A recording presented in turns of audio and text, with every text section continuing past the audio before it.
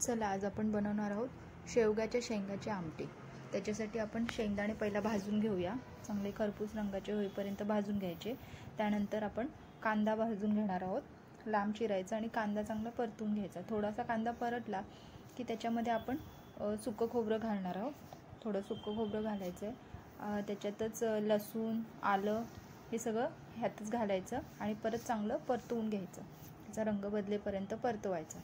परतून झालं की हे वाटण आपल्याला गार करायचं आणि मिक्सरच्या भांड्यात काढायचं। त्या मिक्सरच्या भांड्यात आता वाटणामध्ये आपण अख्खे धणे घालणार आहोत आणि जे आपण भाजलेले शेंगदाणे होते ते शेंगदाणे त्यात घालणार आहोत वाटणामध्ये आणि कोथिंबीर घालायची आणि वाटण तयार करायचं। त्यानंतर एका पॅनमध्ये तेल गरम करायचं, त्याच्यात जिरं घालायचं आणि जे आपण वाटण वाटलं होतं ते वाटण घालायचं आणि वाटण घातल्यानंतर त्यामध्ये आता आपण सगळे मसाले घालणार आहोत। लाल तिखट, हळद, गरम मसाला हे सगळे मसाले घालून घ्यायचे आणि हे चांगलं परतवून घ्यायचं।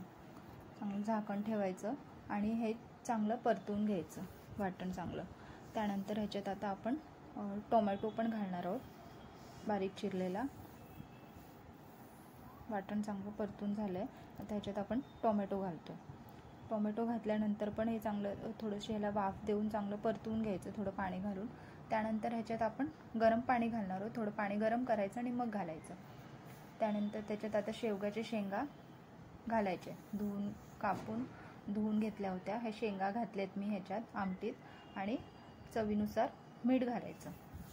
मीठ घातल्यानंतर ह्यात आपण बटाटे पण घालणार आहोत, छान लागतात रश्श्यातले बटाटे पण घालणार आहोत ह्याच्यात आणि चांगले शिजू द्यायचं। झाली आपली शेवग्याच्या शेंगाची आमटी तयार, छान लागते भाताबरोबर, नक्की करून पहा।